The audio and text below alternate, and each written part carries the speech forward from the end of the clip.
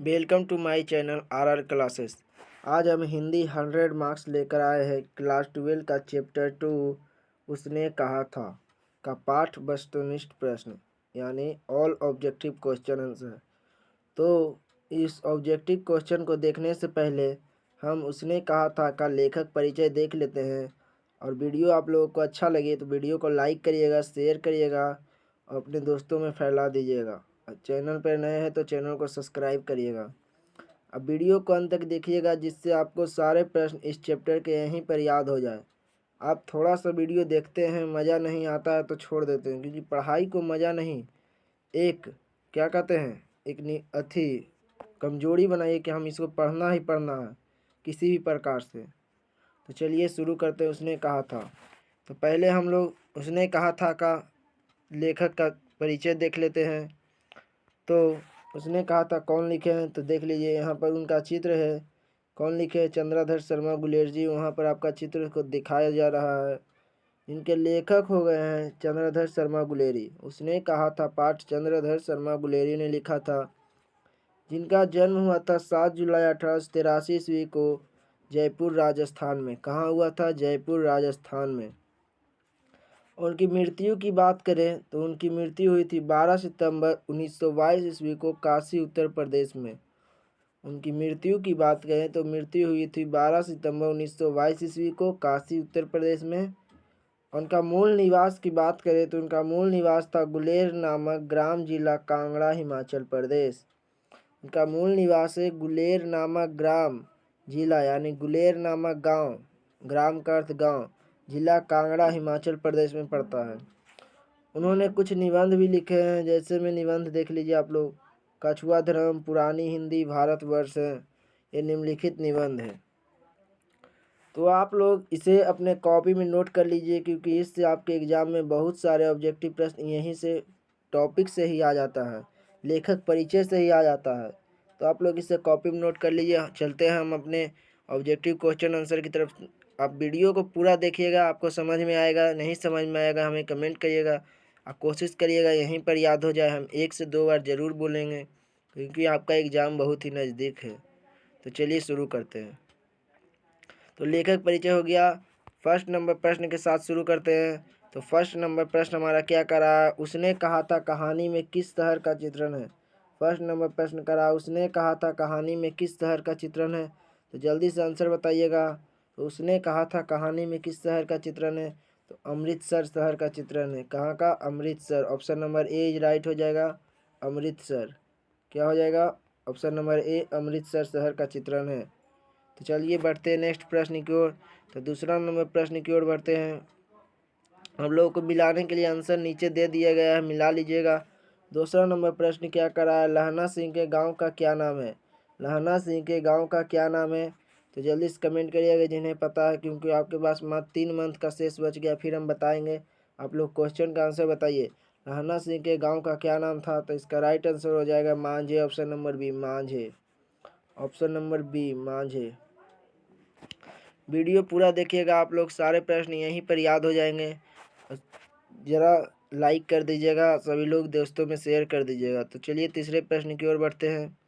तीसरा नंबर प्रश्न का रहा, लहना सिंह किस पद पर था?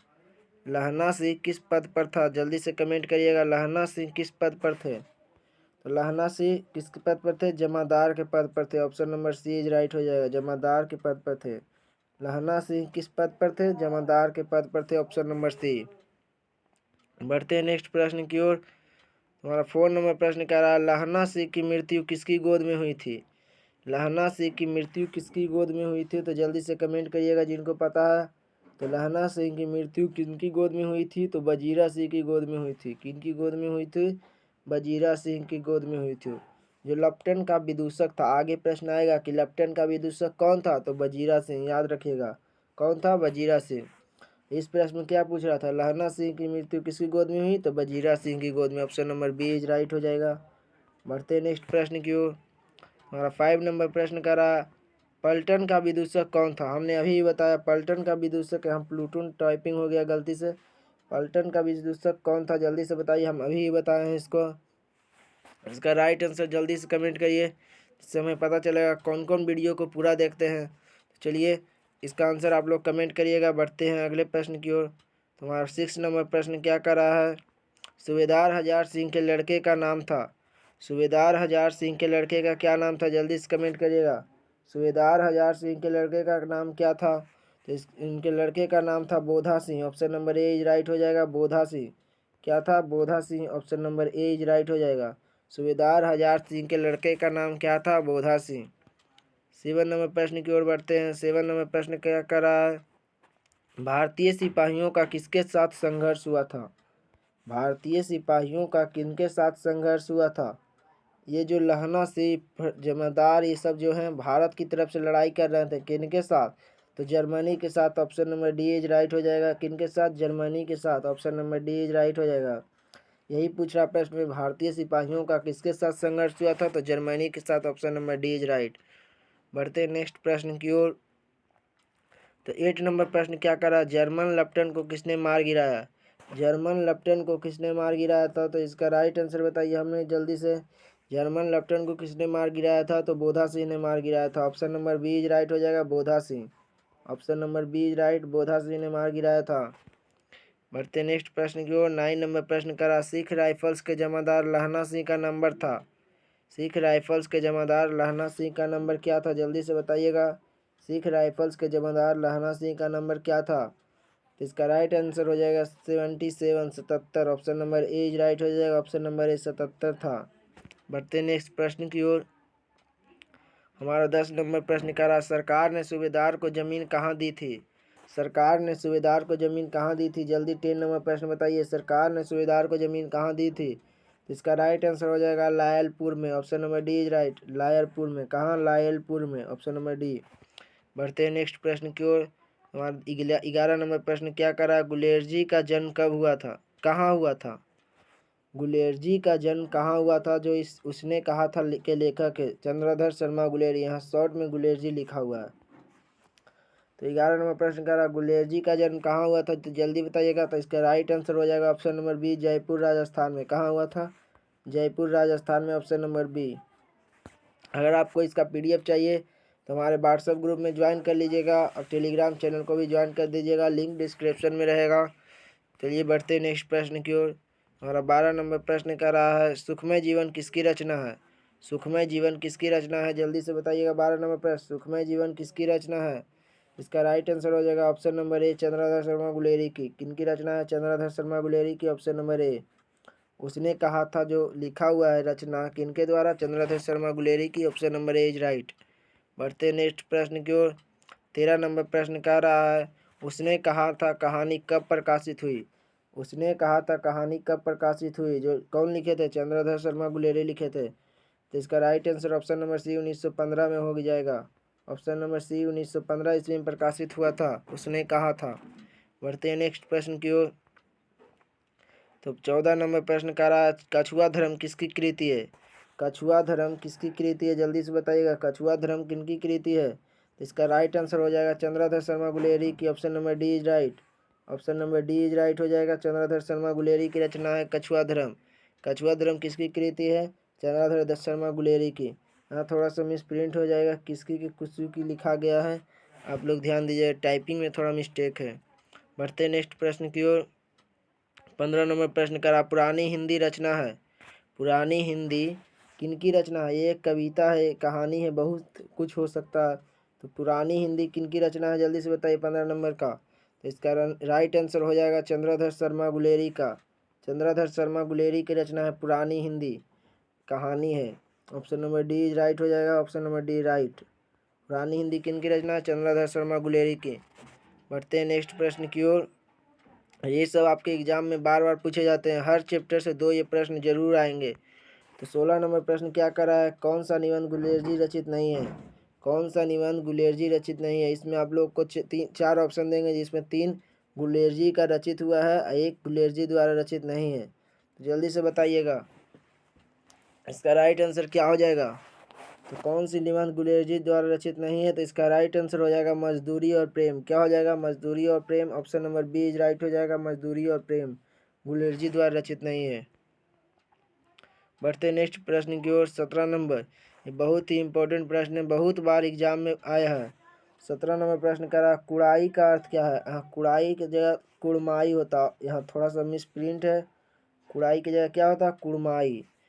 बार बार लहना से पूछता था एक लड़की से, तेरी कुड़माई हो गई। तो यहाँ वही पूछ रहा, कुड़माई का क्या अर्थ हुआ, क्या पूछता था वो। तो इसका राइट आंसर ऑप्शन नंबर ए हो जाएगा, मंगनी। ऑप्शन नंबर ए मंगनी। कुड़माई का अर्थ क्या हो जाएगा, ऑप्शन नंबर ए मंगनी। बढ़ते नेक्स्ट प्रश्न की ओर। और 18 नंबर प्रश्न कर रहा है, बोधा कौन था। बोधा सिंह था। बोधा कौन था, जल्दी से बताइए जिनको पता है, बोधा कौन था।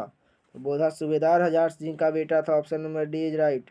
बोधा सिंह कौन था, सूबेदार हजार सिंह का बेटा था। Option number D is right. बढ़ते नेक्स्ट प्रश्न की ओर। तो 19 नंबर प्रश्न कर रहा है, चंद्राधर शर्मा गुलेरी की कहानी कौन सी है। चंद्राधर शर्मा गुलेरी की कहानी कौन सी है, जल्दी से बताइएगा। चंद्राधर शर्मा की कहानी कौन सी है।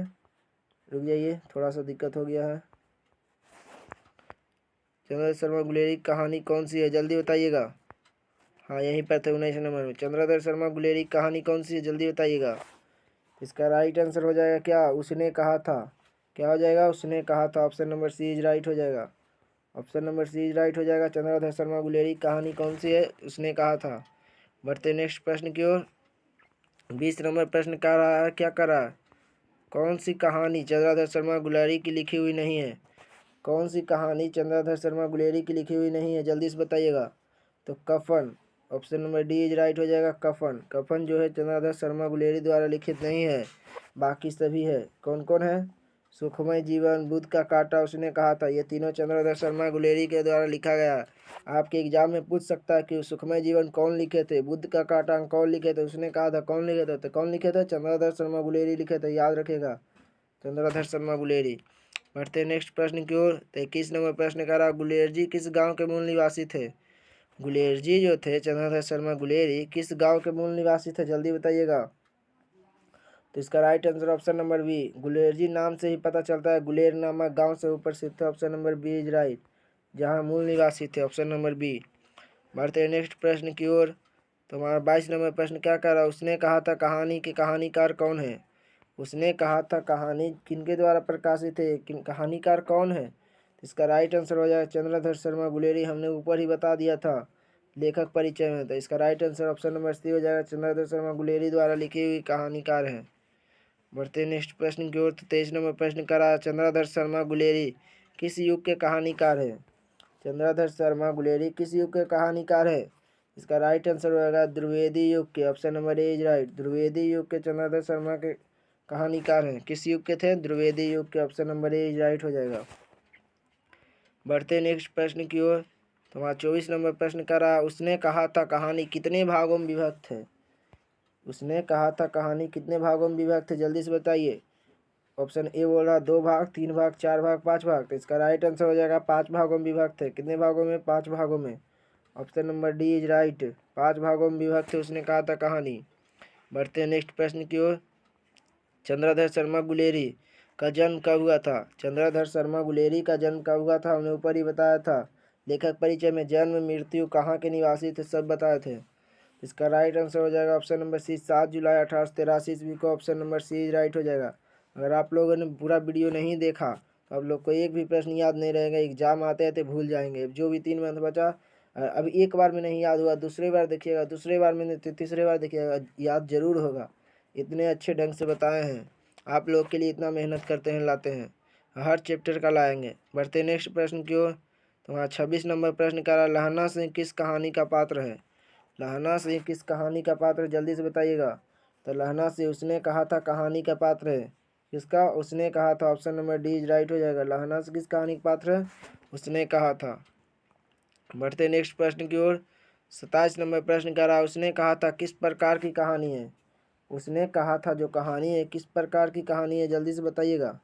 तो उसने कहा था किस प्रकार की कहानी है, तो इसका राइट आंसर हो जाएगा कर्म प्रधान। क्या हो जाएगा, कर्म प्रधान। ऑप्शन नंबर बी राइट, कर्म प्रधान कहानी है। क्या है, कर्म प्रधान। बढ़ते नेक्स्ट प्रश्न की ओर।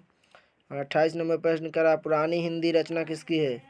पुरानी हिंदी रचना किसकी है, जल्दी से बताइएगा। पुरानी हिंदी रचना किसकी है, तो ये थे चंद्राधर शर्मा गुलेरी की रचना है। Option number C is right है। ऑप्शन नंबर सी में देखिए चंद्राधर शर्मा गुलेरी है। ऑप्शन नंबर सी किसकी राइट क्वेश्चन है, पुरानी हिंदी रचना किसकी है? चंद्राधर शर्मा गुलेरी की। Option number C is right. बढ़ते नेक्स्ट प्रश्न की ओर। 29 नंबर प्रश्न क्या करा? किरीत सिंह कौन था? किरीत सिंह कौन था? किरीत सिंह क्या थे? लहना सिंह के कौन थे? तो ऑप्शन नंबर बी हो जाएगा, लहना सिंह के भतीजा थे। किरीत सिंह कौन थे? लहना सिंह के भतीजा थे। Option number B is right हो जाएगा। बढ़ते हैं नेक्स्ट प्रश्न की ओर। तो 30 नंबर प्रश्न कर रहा है, बचपन में लहना सिंह लड़की से बार बार कौन सा प्रश्न करता था? लहना सिंह जो थे, बचपन में जो लड़की से उन्हें प्यार हुआ, वो कौन से बातें बार बार प्रश्न करते थे, पूछते थे? इसका right answer option number C. हमने ऊपर बताया था एक प्रश्न में, क्या पूछते थे? तेरी कुड़माई हो गई, तेरी कुड़माई हो गई यानी तेरी मंगनी हो गई, यही पूछते थे लहना से बार बार लड़की से। Option number C is right. बढ़ते नेक्स्ट प्रश्न की ओर। 31 नंबर प्रश्न क्या करा? लेफ्टिनेंट साहब सूबेदार को कितने आदमी खंदक में छोड़कर जाने को कहते हैं? लेफ्टिनेंट साहब सूबेदार को कितने आदमी खंदक में छोड़कर जाने को कहते हैं? तो इसका राइट आंसर हो जाएगा 10।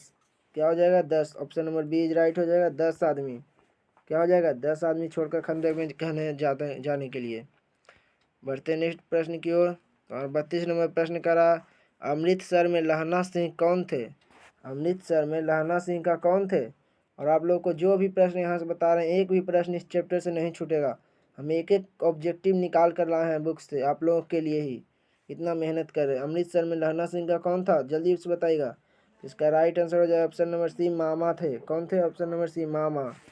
बढ़ते हैं नेक्स्ट प्रश्न की ओर। लहना सिंह सूबेदार को वापस बुलाने के लिए किसे भेजता है?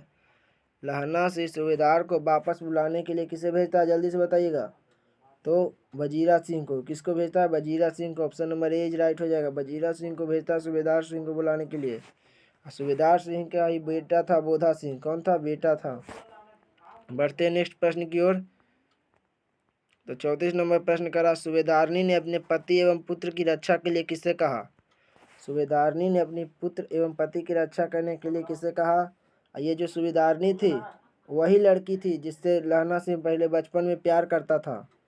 तो किसे कहा था? तो लहना सिंह को कहा था। Option number B is right. Option number B is right. बढ़ते नेक्स्ट प्रश्न की ओर। 35 नंबर प्रश्न कहता है, लहना सिंह का सिर अपनी गोद में लेकर कौन बैठा था? लहना सिंह का अपनी सिर अपनी गोद में लेकर कौन बैठा था? तो इसका राइट आंसर हो जाएगा कौन? Wazira Singh. Option number A is right. Wazira Singh ने लेकर बैठा था। सॉरी, वजीरा सिंह। कौन? Wazira Singh. Option number C is right हो जाएगा। Option number C is right. बढ़ते नेक्स्ट प्रश्न की ओर। तो 36 नंबर प्रश्न का, लहना सिंह मामा कहाँ के रहने वाले थे? लहना सिंह के मामा कहाँ के रहने वाले थे? तो इसका राइट आंसर हो जाएगा कहाँ के? अमृतसर के। Option number B is right, Amritsar के। तो इसी नेक्स्ट प्रश्न की ओर बढ़ते हैं। उसने कहा था किस वर्ष की रचना है? उसने कहा था किस वर्ष की रचना है? तो जल्दी से बताइए इसका आंसर। उसने कहा था किस वर्ष की रचना? ये प्रश्न दोबारा है, आप लोग को पता होगा, ऊपर हमने बताया था। अगर वीडियो पर अंत तक बने होंगे तो आप लोग को पता होगा। वीडियो को बीच से स्टार्ट किए होंगे ये लास्ट से, तो आप लोग को पता नहीं होगा। उसने कहा था किस वर्ष की रचना है? जल्दी से बताइए। ये है 1915 ईस्वी का। कब का? 1915 ईस्वी का। नीचे ऑप्शन देख लेते हैं। इसका राइट आंसर ऑप्शन नंबर ए, 1915 ईस्वी की कहानी उसने कहा था। Option number A is right. बढ़ते हैं नेक्स्ट प्रश्न की ओर।